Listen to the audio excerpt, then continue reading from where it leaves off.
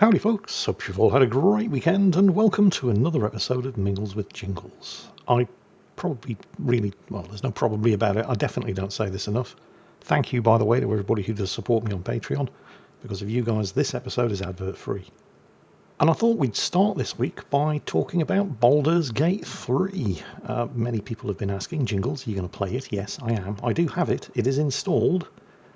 I haven't started playing it yet, though. And the reason for that is because, well, apparently it's just too good. Which is a nice problem to have. But I know what's going to happen the second I start playing Baldur's Gate 3.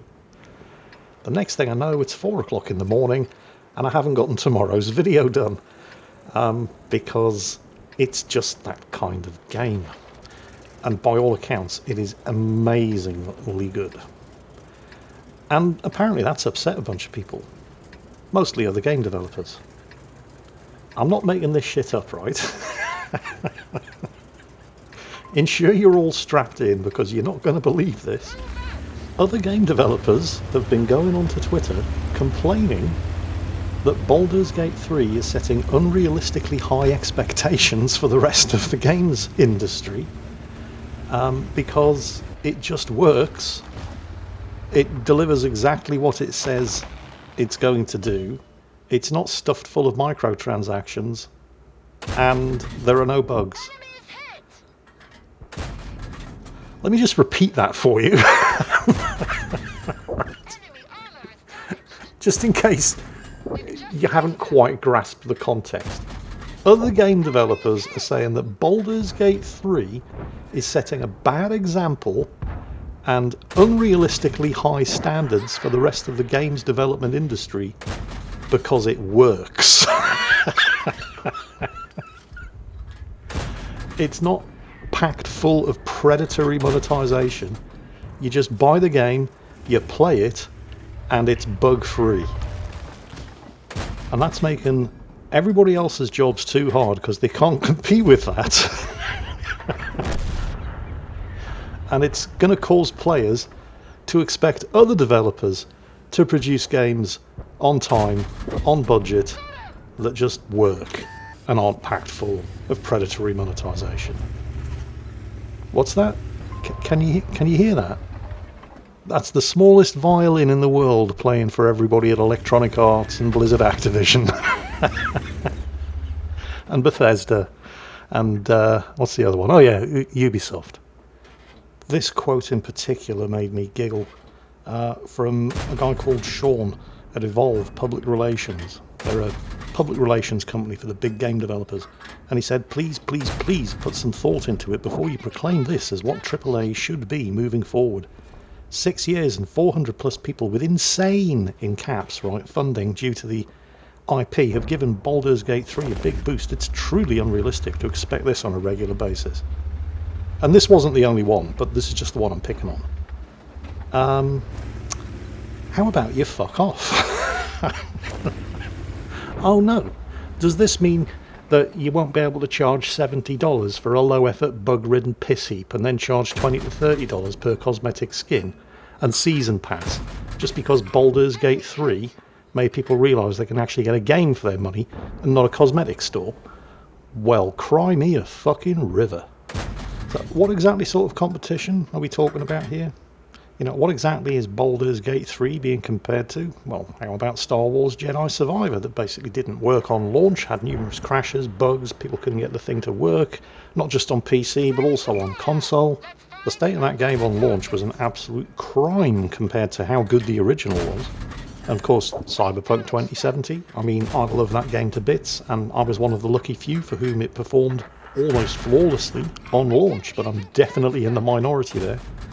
It took CDPR something like a year to get that game running properly for most of the users. Destiny 2 just released I'm not quite sure what they call it, a state of the game blog post saying that they no longer have the resources to release new, what they call ritual armor, stuff that you can basically grind for free every season. But the in-game store is still stocked full of regular updates of cosmetic armor that you can throw $20 at.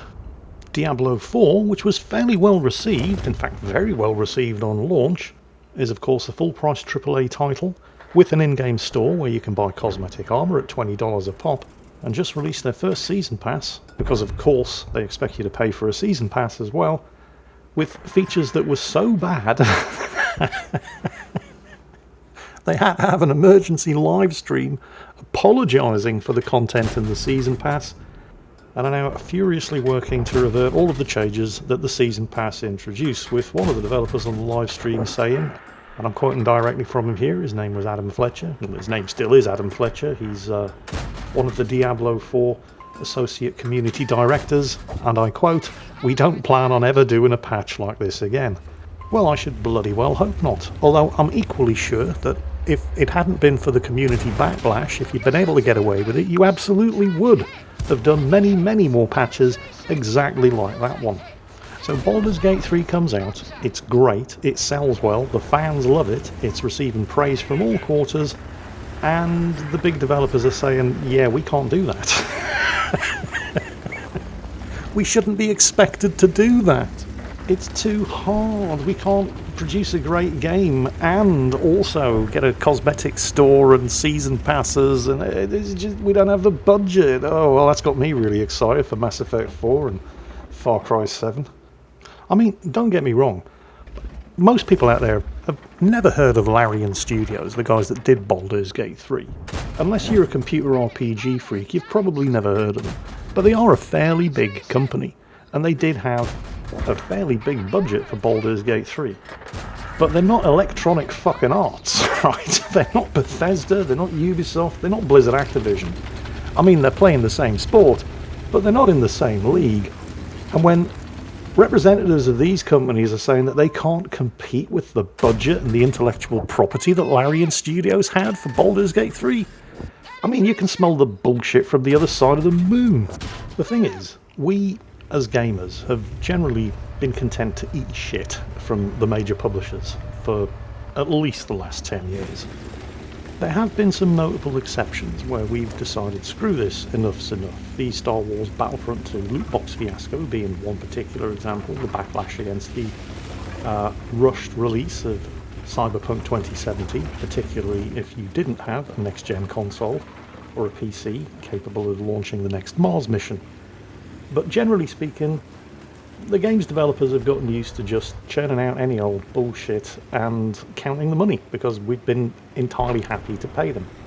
Again, with some notable exceptions, Baldur's Gate 3 just being the latest, but you could point at Elden Ring being in the same category.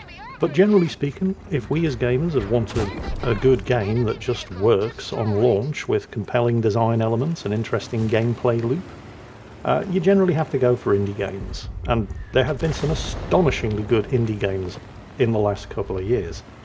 Things like Domekeeper, Dredge, Bendy and the Dark Revival, Choo Choo Charles, games that I've covered on this channel.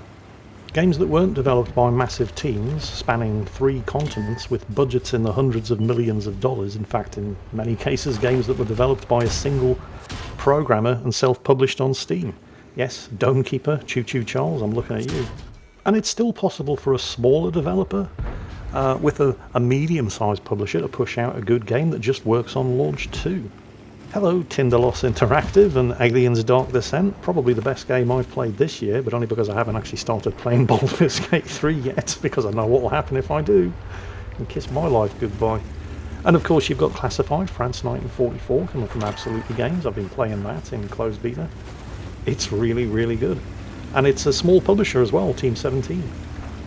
Team 17, by the way, also the publishers of Dredge. Hopefully, if we've learnt anything from the last couple of years of gaming, it's that the quality of the product often tends to be inversely proportional to the amount of money lavished on it. Dredge, Domekeeper, Choo Choo Charles, Bendy and the Dark Revival, all of these games, and the upcoming Classified France 1944. Even bigger games like Aliens Dark Descent, none of these games have massive budgets. Most of them are self-published on Steam and rely on word of mouth, people like me doing videos on them in order to achieve popularity. Even something like Aliens Dark Descent, its entire budget is a fraction of the marketing budget spent on something like Far Cry 6. Now compare those two games, right? Far Cry 6, a game that's basically all about guns, that didn't think it was a good idea to hire anybody who knew how a gun worked in order to program the guns. In fact, they didn't even hire anybody who knew what a gun looked like. And that's the kind of shit that the big publishers are shoveling out. And we've proven in the past that we're quite happy to eat all of that shit. Until a company like Larian comes along and gives us Baldur's Gate 3, an actual decent meal for once. Oh, another example that quite a few people have been talking about recently. Have you ever heard of a game called BattleBits? Imagine what would happen if people who've been getting increasingly disappointed with the Battlefield series over the last couple of years and sick and tired of waiting for Electronic Arts to actually give them the game that they want, stopped waiting for Electronic Arts to give them the game that they want, and developed it themselves. And that's BattleBits. It's basically Battlefield, but with sort of like Roblox or Minecraft-style graphics, where it just focuses on the gameplay rather than the graphics. It's jam-packed full of features that Battlefield players want and have been asking for years, but which Electronic Arts couldn't get around to actually providing because it was more profitable to concentrate on season passes, cosmetic stores, you know, the usual suspects. Instead of going for fancy graphics that bring your machine to its knees, and because, of course, they couldn't provide that because they have a micro budget and that sort of shit requires a lot of money. So instead they focused on things that actually make the game fun to play and rewarding. Things like ensuring high frame rates, which is easy to do if you're not focusing on creating graphics that will make an RTX 4080 crawl to its knees and beg for mercy. Dedicated server browsers so you can actually find a game that you want to get into, something that's been conspicuously absent from the Battlefield series for way too long, despite people begging for it to be implemented. You've got destructible environments, you've got proximity-based voice chat for real-time comms with friendlies and enemies. The whole game has enhanced netcode, specifically designed to support an FPS with 254 players per server with extremely high tick rate performance. Weapon progression and customization that you don't have to pay for. You know, all of the things that you might find good to have in a massively multiplayer first-person shooter. All the kind of things that are conspicuously absent from Battlefield. It came out on the 15th of June this year. It has 71,000 positive reviews, and there are more people playing it than are playing Battlefield itself. It was developed by 3 people. Let me just read you the system requirements for this thing. In fact, I'm going to skip the minimum system requirements because the minimum system requirements list hardware that I don't think you can even buy anymore. It's so old. The recommended system requirements, an Intel Core i5 4th generation CPU. You only need 8 gigabytes of RAM and it will run smooth as butter on a GTX 600 series or equivalent. It costs $15. Is there any wonder that the big publishers are shitting themselves when games like this and Baldur's Gate 3 come out? And you'd like to think that the publisher's response would be, well, okay, I guess we just have to do better from now on. But of course it isn't. No, of course. Of course not. The publisher's response is, oh, it's not fair. It's too hard. You don't understand what it's like to make games. Shut up. Oh, fuck off. When 3 people can produce a game like BattleBits, a game that's basically what everybody wants Battlefield to be, and is so successful that more people end up playing it than are currently playing the actual Battlefield. When a developer like Larian Studios can produce a near as damn it perfect computer RPG, and while they did have a lot of money to spend on Baldur's Gate 3, that game's entire budget still wasn't even close to what the marketing budget alone was like on a game like Battlefield 3 or Far Cry 6. Just fuck off. We're done eating your shit. Do better. The bar just got raised. Because if your response to the bar being raised on you by Larian Studios and the developers of BattleBits and any number of indie developers, but let's face it, it's Baldur's Gate 3 and it's got them all scared. If your response to that is, it's too hard, it's unrealistic, we can't be expected to compete with that, you're not really filling me with excitement at the prospect of Mass Effect 4 or Far Cry 7. Speaking of scumbag publishers and developers, hello Rockstar Games, we haven't seen you in a while. Don't worry, they're back. So, I just saw the news that Rockstar has just bought CFX.re. Now, these are the makers of the 5M and Red M multiplayer mods for Grand Theft Auto 5 and Red Dead Redemption 2. And the acquisition was heralded with the following press release, and I quote, "Over the past few years, we've watched with excitement as Rockstar's creative community have found new ways to expand the possibilities of Grand Theft Auto 5 and Red Dead Redemption 2, particularly through the creation of dedicated roleplay servers. As a way to further support those efforts, we recently expanded our policy on mods to officially include those made by the roleplay creative community. By partnering with the CFX.re team, we will help them find new ways to support this incredible community and improve the services they provide to their developers and players." End quote. Well, that all sounds good, right? Technically, yes, I suppose it is. The devil, as always, however, is in the details. So what exactly do these mods do? Well, quoting from the article on the PC Gamer News website, they do this. The 5M and Red M mods open the door to multiplayer experiences that go way beyond the normal limits of GTA Online and Red Dead Online. 5M, for instance, enables the use of custom cars, maps, weapons, and other content, and also allows for dramatically increased player counts. That's made the 5M mod an essential part of the GTA Online roleplay community. As we noted earlier this year, the mod had a peak of nearly 270,000 concurrent players in February 2023, almost double the number of people playing unmodded Grand Theft Auto 5 on Steam. So, massively popular mods, both for GTA 5 and Red Dead Online. More popular, in fact, than the base game. This all sounds like good stuff, Jingles. Where's the drama? Well, the thing is, it's a banned mod.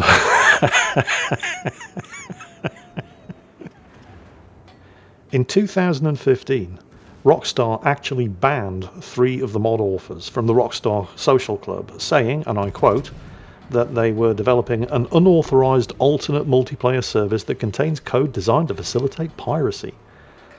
Can you smell the bullshit? In November of 2015, the publishers Take-Two sent private investigators to the home of one of the banned mod makers in order to pressure them into halting development of the mod entirely. So, 8 years ago, let me see if I can find that quote again. 8 years ago, it was an unauthorized alternate multiplayer service that contained code designed to facilitate piracy, and the publishers sent people to the guy's home to try to force him to stop development of the mod. But now, it's the best way to enjoy Grand Theft Auto.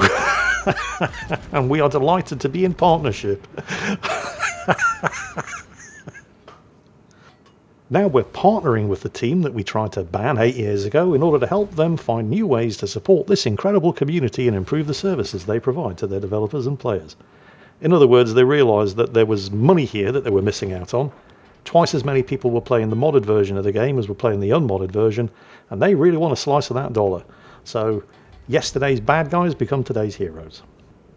I mean, I suppose it's a good thing, because the modded version of GTA 5 and Red Dead Redemption 2 online is, well, people are voting with their feet. It's clearly a much more enjoyable experience.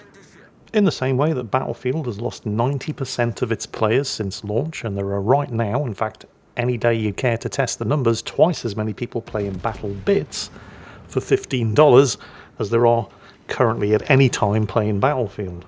So I guess Rockstar are basically thinking to themselves, well, we're clearly not beating them, we may as well buy them. And it's an amazingly cynical U-turn, of course, but I mean, at the end of the day, it's going to be better for the community, so I probably shouldn't really be complaining too much. And on that bombshell, I think that's it for this week's episode of Mingles with Jingles. Hope you enjoyed it. Hope it's given you something to rant about in the comments, because I've certainly had fun ranting about it in the actual video. Are any of you out there actually playing BattleBits, or have you even heard of it? And does the idea of a Battlefield game that's actually worth playing make you happy in your pants? Let me know in the comments. In the meantime, as always, take care, and I'll catch you next time.